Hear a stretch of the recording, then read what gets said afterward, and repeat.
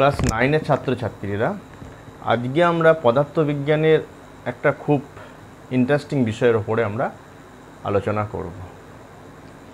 তোমরা দেখেছো যে পুকুরেতে জলের ওপর দিয়ে কি সুন্দরভাবে মাকড়সা চলাচল করতে পারে। খুব কাছ থেকে যদি দেখে থাকো তাহলে ঠিক এই রকম দেখবে। কেমন যে জলের উপরে মাকড়সাটা যখন হাঁটছে তখন তার পাগুলো জলের যে অংশে টাচ করছে সেই অংশে জলটা একটু নিচের দিকে নেমে গেছে, কিন্তু খুব সহজে সে চলাফেরা করতে পারে। তাহলে কি দেখা যাচ্ছে, ঠিক একটা রাবারের চাদর যদি টেবিলের ওপরে বিছিয়ে দেওয়া হয় এবং চারিদিকে কোনো ভারী জিনিস দিয়ে যদি ঝুলিয়ে দেওয়া হয়, তাহলে রাবারটা কী হবে, উপরিতলটা টান টান অবস্থায় থাকবে।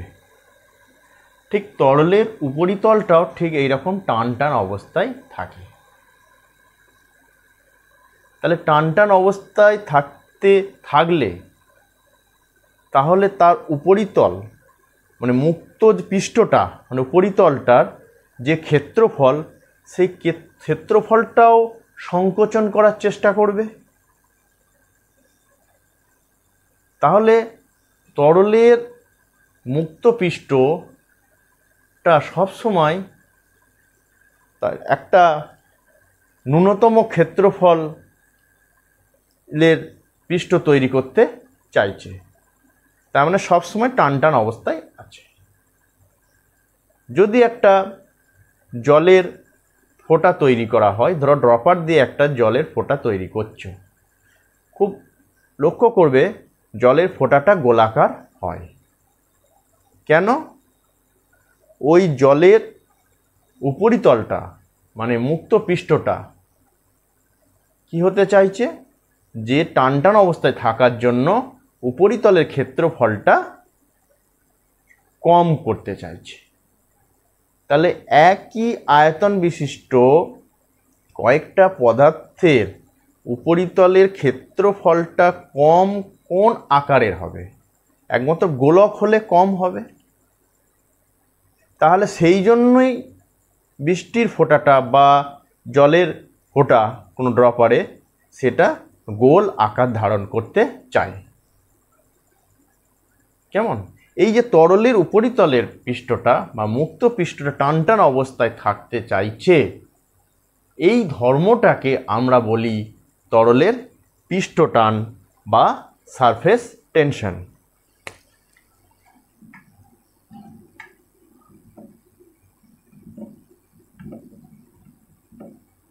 তরলের পৃষ্ঠটান বা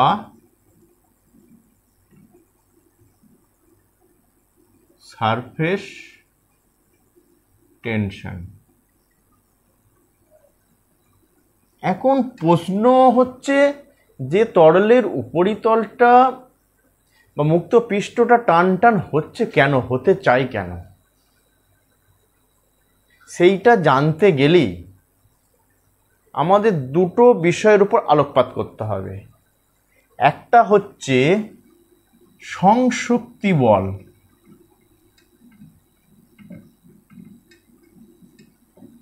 সংসক্তি বল বাকে ইংরেজিতে বলে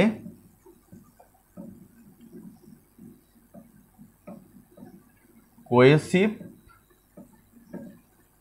ফোর্স। আর একটা হচ্ছে আসংজন বল,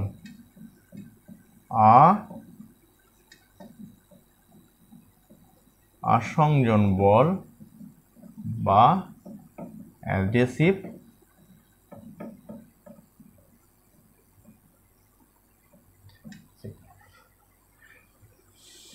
সংসক্তি বল কাকে বলে? তরলের মধ্যে প্রত্যেকটা অণু পরস্পরকে আকর্ষণ করছে, সেই আকর্ষণ বলটাই হচ্ছে সংসক্তি বল। কেমন? আর আসংজন বল কোনো তরল এবং কঠিন কোনো বস্তুকে স্পর্শ করালে ওই কঠিন আর তরলের মধ্যে যে আকর্ষণ বলটা সেইটা হচ্ছে আসংজন বল। কেমন? এই দুটো বিষয় মাথায় রাখতে হবে। এখন আমরা এই সংশক্তি বলে আমরা এই বিষয়ে ফিরে যাব যে তরলের অণুগুলো পরস্পরকে আকর্ষণ করছে, সেই আকর্ষণটাকে বলছি আমরা সংশক্তি বল। এই সংশক্তি বলটা বিভিন্ন তরলের ক্ষেত্রে বিভিন্ন হয়, সেটা তরলের প্রকৃতির উপর নির্ভর করে। জলের ক্ষেত্রে সংশক্তি যে বলটা, কোয়েসিভ ফোর্স, নিজেদের মধ্যে আকর্ষণ বলটা অনেক বেশি। কেমন? সেটা পরবর্তীকালে তোমরা পড়বে যে জলের ক্ষেত্রে যে হাইড্রোজেন বন্ধন অণুগুলোর মধ্যে একটা তৈরি হয়, হ্যাঁ, সেইটার জন্য তাদের সংশক্তি বল বা কোয়েসিভ ফোর্সটা অনেক বেশি হয়। তো যাই হোক, সেটা তরলের প্রকৃতির উপরে নির্ভর করে। এইবার কোনো একটা পাত্রে তরল আছে, ধরো এই পাত্রটায় তরল আছে, এইটা তরলের মুক্তপৃষ্ঠ, এখানে তরল আছে। এখন আমি এই অংশটুকু যদি আণবিক্ষণিকভাবে যদি আমি দেখি, মানে কি আছে, হ্যাঁ, আণবিক্ষণিকভাবে দেখব, তো কি দেখব আমরা? ওই অংশটুকু আণবিক্ষণিকভাবে আমি যদি দেখি তাহলে কি দেখব? যে প্রচুর অণু,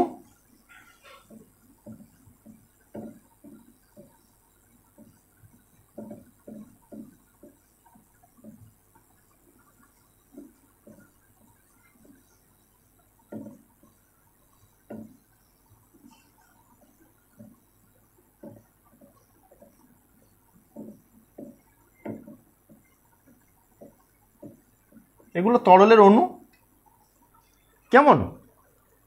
তরলের একটা অণু তার চারিপাশের অণুর সঙ্গে একটা আকর্ষণ কাজ করছে। প্রত্যেকটা অণু, একটা অণু তার চারিদিকে যে অণুগুলো ঘিরে আছে তারা পরস্পরকে আকর্ষণ করছে। তাহলে এই অণুটার কথা যদি ভাবি, তাহলে এই অণুটা আকর্ষণ করছে, আবার ও ওকে আকর্ষণ করছে, এরা পরস্পরকে আকর্ষণ করছে। কেমন? এই ওকে আকর্ষণ করছে, এই অণুটাকে আকর্ষণ করছে, তাও ওকে আকর্ষণ করছে, ও ওকে, সবাই পরস্পরকে এরকম আকর্ষণ করছে। কেমন?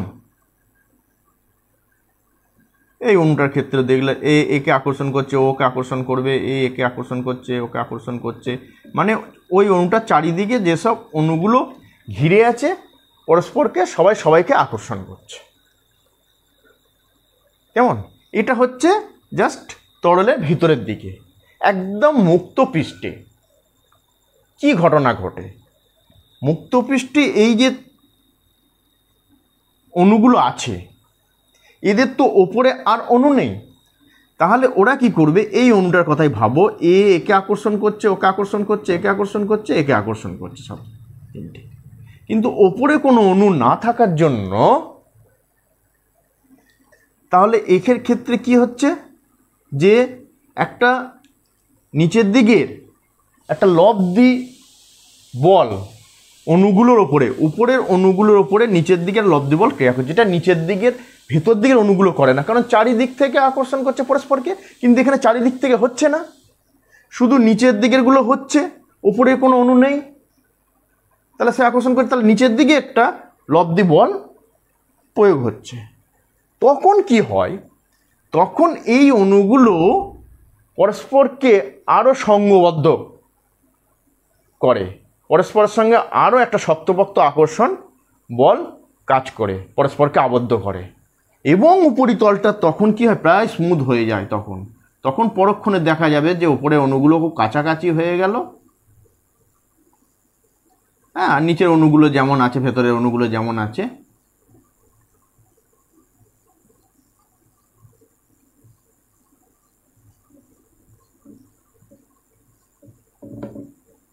তাহলে এই ক্ষেত্রে তখন উপরিতলের অণুগুলো এইরকম, তখন পরস্পরের মধ্যে এই যে তখন আকর্ষণ শক্তিটা যখন নিজেদের মধ্যে একটু বেশি হয়ে গেল, শুধু নিজেদের মধ্যে, তখন তাহলে কী হবে, উপরিতলটা টান টান অবস্থায় থেকে গেল। এই জন্যই তরলের উপরিতলটা টান টান অবস্থায় থাকে। আর এই তরলের টান টান অবস্থায় থাকার ধর্মটা কি বলা হচ্ছে, পৃষ্ঠটান। তাহলে আমরা পৃষ্ঠটান কিভাবে পরিলক্ষিত করব, সেইটা পরিলক্ষিত করতে গেলে আমাদের ছোট্ট একটা পরীক্ষা করতে হয়। কেমন, যে তরলের মুক্তপৃষ্ঠটা টান টান হয়ে থাকে, সেই টান টান হয়ে থাকে সেইটা আমরা স্বচক্ষে দেখতে চাই। কেমন, তাহলে সেটা কি রকম পরীক্ষা করব? তাহলে আমরা একটা চুড়ি বা হাতের বালা, হ্যাঁ, সেই বালাটাকে কোনো শ্যাম্পু বা সাবান জলে ডুবিয়ে দেখা যাবে, দেখবে একটা পুরো বালা জুড়ে একটা জলের একটা সর পড়ে। কেমন, আমরা অনেক সময় ওই সরটা কাজে লাগিয়ে ফুঁ দিয়ে ছোট ছোট বাবুল তৈরি করি না, সেই রকম একটা চুড়িতে বা বালাতে, গোল বালাতে একটা সর তৈরি হয়েছে। ধরো এর চারিদিকে একটা সর তৈরি হয়েছে,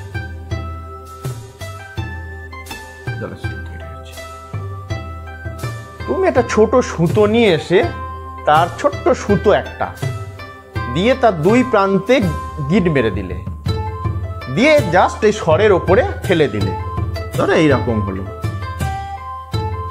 এইখানটা গিট দেওয়া হলো, ফেলে দেওয়া। এখন একটা মজার ঘটনা ঘটবে, যদি তুমি এই বাবুলটাকে, এই সুতোর মধ্যে বাবুলটাকে হাত দিয়ে, মানে জলের শটটাকে হাত দিয়ে ফুটো করে দাও। যেই ফুটো করে দেবে, তখন পরের ঘটনাটা, পরের ছবিটা কেমন হবে দেখো।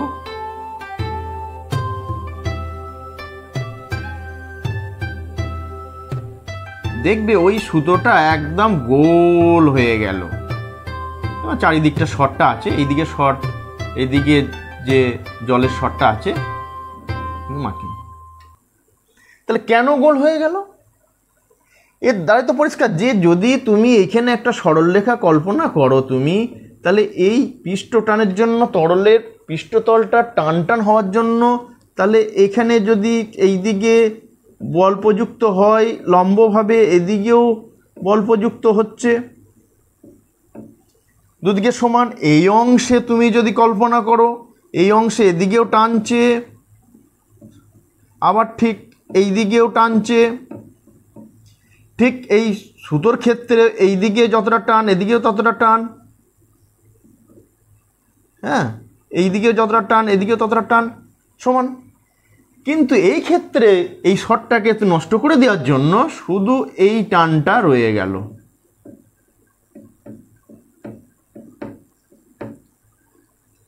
তাহলে একটা জিনিস প্রমাণ হলো যে, মানে ওপরে পৃষ্ঠটা টান টান হচ্ছে।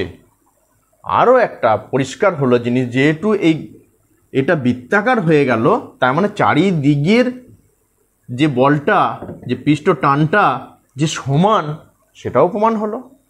নাহলে এটা অন্য কোন আকার হতে পারত, কিন্তু বৃত্তাকার হয়ে গেল। তাহলে সব চারিদিকের যে বলটা সমান, মানে এদিকে যতটা টানছে ওইদিকেও ততটা টানছে, এদিকেও যতটা টানছে এদিকেও তো, কেমন, প্রত্যেকটা তোমার ব্যাস বরাবর যদি ভাবো যে সমান বল প্রযুক্ত হচ্ছে।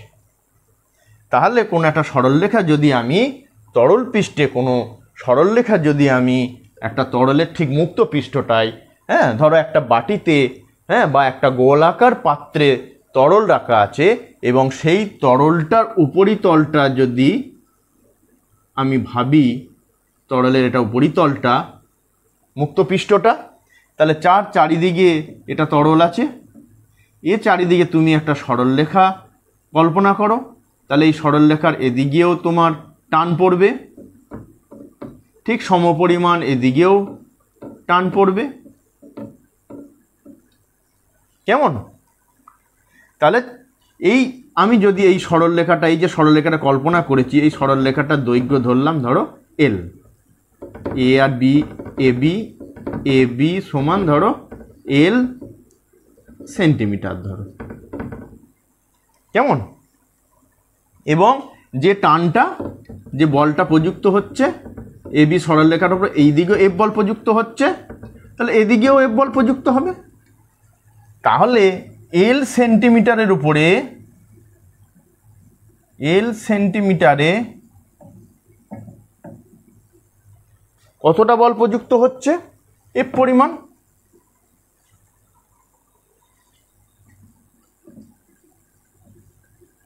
এফ পরিমাণ বল প্রযুক্ত হচ্ছে, কেমন? ধরো যেহেতু এটাকে ধরো এফ পরিমাণ বল, তাহলে একক দৈর্ঘ্যে বা 1 সেন্টিমিটারে কতটা হবে? এফ বাই এল, কেমন? তাহলে সিজিএস পদ্ধতিতে এফ এর একক কী হবে? বলের একক হচ্ছে ডাইন, আর দৈর্ঘ্যের একক হচ্ছে সেমি। তাহলে একক দৈর্ঘ্যে যে বলটা প্রযুক্ত হচ্ছে সেইটাকে আমরা পৃষ্ঠটানের সমান ধরি। তাহলে পৃষ্ঠটানের কতটা? পৃষ্ঠটান হচ্ছে টি সমান আমরা এফ বাই এল। তার মানে এল দৈর্ঘ্যে এফ পরিমাণ বল প্রযুক্ত হলে, মানে এই যে দৈর্ঘ্যটা, যে আমরা যে সরলরেখাটা কল্পনা করেছি সেই সরলরেখার সঙ্গে লম্বভাবে এফ পরিমাণ বল যদি প্রয়োগ হয়, হ্যাঁ, তাকে যদি এল দিয়ে ভাগ করি, তার মানে একক দৈর্ঘ্যে কতটা বল প্রযুক্ত হলো সেইটাই হচ্ছে পৃষ্ঠটানের মান। এবং একক কত হবে? বলের একক বাই দৈর্ঘ্যের একক। যদি আমরা এসআই একক করি তাহলে এসআই পদ্ধতিতে কি হবে? বলের একক হচ্ছে নিউটন বাই দৈর্ঘ্যের একক হচ্ছে মিটার, নিউটন প্রতি মিটার, কেমন? তাহলে এই গেল আমাদের পৃষ্ঠটান সংক্রান্ত বিষয়, কেমন? এইবার পৃষ্ঠটানের জন্য যে তাহলে উপরিতলটার ক্ষেত্রফল কম হতে চাইবে, তাহলে এইবার একটা জলের ফোঁটা বা বৃষ্টির ফোঁটা, তাহলে সে উপরিতলটা গোলাকার হবে, কেমন? কয়েকটা বাস্তব উদাহরণ আরও আছে। ধরো রঙের তুলি যখন জলে ডোবাবে, তখন যখন জলের মধ্যে ডুবন্ত অবস্থায় যখন থাকবে তখন তার আঁশগুলো চারিদিকে ছড়িয়ে গেল, কিন্তু যখন ওপরে তুলবে দেখবে কিন্তু তুলিটা চুপসে গেছে, জড়ো হয়ে গেছে আঁশগুলো। কারণ ওই আঁশের গায়ে যে জলের লেয়ারটা থাকে, সেই জলের লেয়ারের উপরিতলটা কি চাইবে? মুক্ত পৃষ্ঠটা, যে পৃষ্ঠটানের জন্য তার উপরিতলের ক্ষেত্রফলটা সবচেয়ে কম করতে চাইবে। তাহলে টান টান অবস্থায় থাকার জন্য কম করতে গেলে কি হবে? সেটাকে চুপসে যেতে হবে, সেই জন্য চুপসে যায়। কিন্তু যখন জলের ভিতরে রাখবে তখন সেখানে জলের ভিতরে অভ্যন্তরে তার পৃষ্ঠটান কাজ করে না, সেই জন্য ওখানে ওই পৃষ্ঠটান কাজ না করার জন্য আঁশগুলোর পরস্পরের সঙ্গে যুক্ত হবে না, চুপসে যাবে না, সেখানে আঁশগুলো ছড়িয়ে থাকবে, কেমন? মাকড়সা যখন জলের উপর দিয়ে চলে, হাঁটা চলা যখন করে, তখন তার পাটা জলের উপর যখন পড়ছে, কিছুটা অবদমিত হয়ে যাচ্ছে জলটা টান টান অবস্থায়, তখন দেখা যাবে যে পৃষ্ঠটানের জন্য যে বলটা, হ্যাঁ, সেই বলটা দেখা যাচ্ছে যে মাকড়সার ওজনের থেকে বেশি। তাহলে সে জলের উপর অনায়াসে চলাচল করতে পারে, তাহলে সেটা জলের পৃষ্ঠটানের জন্য সম্ভব, কেমন? তাহলে আমাদের এই বিষয়টা আমরা পরিষ্কার হলাম। হ্যাঁ, এইবার আরেকটা যেটা আছে তোমার আসংজন বল। হ্যাঁ, এই আসংজন বলটা হচ্ছে যখন কোনো তরল এবং কঠিন এই দুটো বস্তুর মধ্যে যখন স্পর্শ করালো, তাদের মধ্যে যে আকর্ষণ বলটাও, তাদের মধ্যে যে বল প্রয়োগ হবে, সেটাকে আমরা বলি আসংজন বল বা অ্যাডহেসিভ ফোর্স, কেমন? এই দুটো বল আমরা পরিষ্কার হব যদি আমরা একটা কাঁচের আয়নার ওপরে বা কাঁচের কোনো প্লেটের ওপরে যদি এক ফোঁটা জল ফেলে দিই, তাহলে সেই সেখানে কীরকম দেখব যে জলটা কাঁচের উপর যখন পড়েছে তখন সেই জলের যে ফোঁটাটা, সেই ফোঁটাটা কেমন আকার ধারণ করেছে সেইটা আমরা দেখতে চাই। কেমন?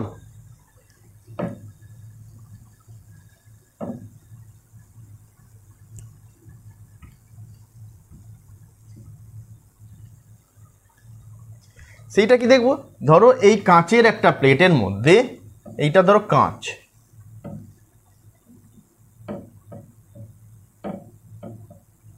তার উপরে তুমি জলের যে ফোঁটাটা ফেলবে তখন দেখবে ঠিক জলের ফোঁটাটা এই রকম হয়ে আছে। কেমন? তাহলে জলের সঙ্গে এই সংস্পর্শটা কাঁচের হয়েছে, এই সংস্পর্শে ওদের মধ্যে যে ইন্টারাকশান, যে অণুগুলোর মধ্যে যে ওদের মধ্যে যে আকর্ষণ বল কাজ করছে ওই জায়গাটায়, এই জায়গাটার আকর্ষণ বল এই তলেতে, সেটাকে বলছি আমরা আসংজন বল।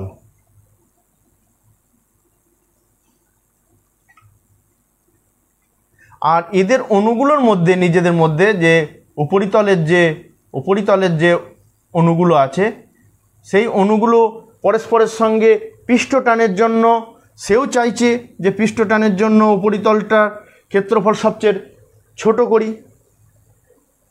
কেমন? তাহলে এক্ষেত্রে দেখা যায় যে এখানে যে নিজেদের মধ্যে উপর পৃষ্ঠটানের জন্য বা নিজেদের মধ্যে যে আকর্ষণ বল, সেই কোয়েসিভ ফোর্স, সেই ফোর্সটা অনেক এই অ্যাডেসিভ ফোর্সের থেকে বা আসংজন বলের থেকে অনেক বেশি। কেমন? সেই জন্য কি হয়, এই জলের ফোঁটাটা কাঁচের সঙ্গে বেশি সংস্পর্শ জুড়ে থাকতে চায়। তাহলে বেশি সংস্পর্শ জুড়ে থাকতে গেলে সে এরকম ছড়িয়ে যাবে, আবার এইরকমও উঁচু হয়ে থাকবে, সেটা হচ্ছে ওপরে পৃষ্ঠতলের যে ক্ষেত্রফলটা সেটাও ছোট করতে চাইছে, পৃষ্ঠটানের জন্য উপরেরটাও ছোট করতে চাইছে, সেই জন্য গোল থাকতে চাইছে। আবার পার্শ্বতলে অংশটায় কি হচ্ছে, আসংজন বলটা অনেক কম হওয়ার জন্য তখন সে জায়গাটা বেশি নিয়ে নেবে, সেই জন্য আবার একটু কাচেমপিটা মতো হয়ে গেল। কেমন? জলের একটু আগে আমি বলেছি যে জলের অণুগুলোর মধ্যে যে সংশক্তি বল সেটা অনেক বেশি হওয়ার অনেক কটা কারণ আছে। যে হাইড্রোজেন বন্ড যেটা বললাম, আর একটা হচ্ছে পারদ ধরো তরল পদার্থ,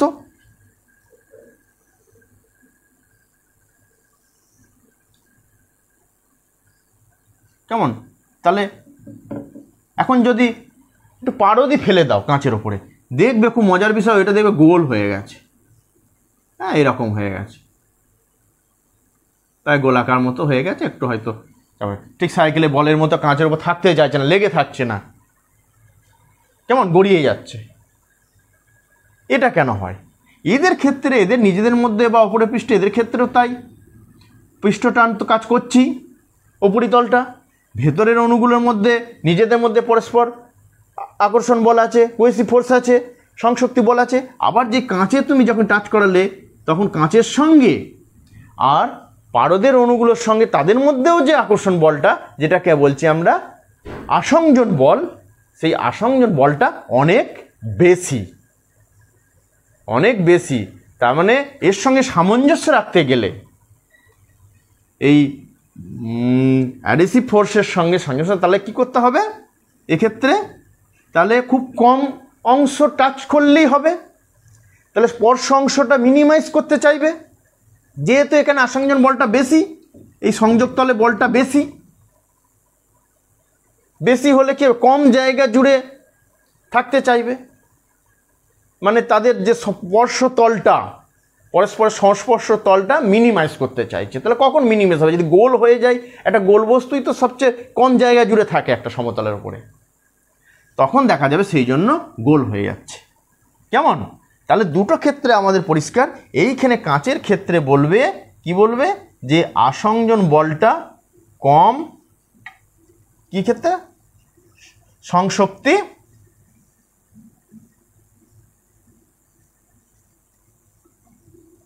সংশক্তি বল বেশি আসংজন। আর এখানে এটা হচ্ছে জল, এইটা হচ্ছে পারদ। তাহলে এক্ষেত্রে কি বলবে? এক্ষেত্রে সংশক্তি বলটা কম, কে বেশি?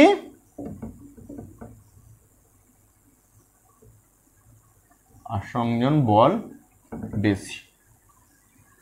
কেমন? এইটা আমরা যদি একটা সরু টিউবের মধ্যে জল আর পারদ রেখে যদি আমরা করি তাহলে কি দেখা যাবে যে জলের ক্ষেত্রে যদি আমি এখানে এই পাইপের মধ্যে টিউবের মধ্যে যদি জল ভরি তাহলে দেখব জলের উপরিতলটা এরকম হয়েছে, খুব পরিষ্কার, যে এই জলেরটা কাঁচের সঙ্গে লেগে আছে। এই রকম অবতলাকার হলেই যে বেশি জায়গা জুড়ে লেগে থাকতে পারবে, এইটা ধরো লেভেলটা, তাহলে এইটুকুন অংশ জুড়ে বেশি থাকতে পারছে। আর পারদের ক্ষেত্রে যদি একটা ছোট টিউবের মধ্যে যদি আমরা পারদ ভরি তাহলে দেখা যাবে যে এই রকম উত্তলাকার হয়ে গেল। এটা যদি পারদ হয়,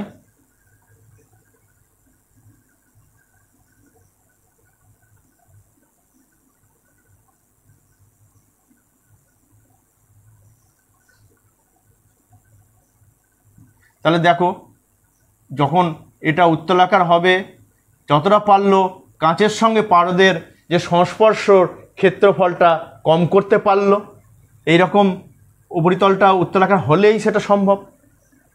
এই ঘটনাগুলো আমরা কিন্তু বাস্তবে পরিলক্ষিত করি, যার কারণ কিন্তু বৈজ্ঞানিক কারণ কিন্তু এইগুলো। কেমন? তাহলে আজকে আমরা খুব সুন্দরভাবে তরলের যে পৃষ্ঠটান, সেই পৃষ্ঠটানের কারণ কেমন এবং তার কয়েকটা উদাহরণ সম্বন্ধে আমরা বিস্তারিত জানলাম। ঠিক আছে?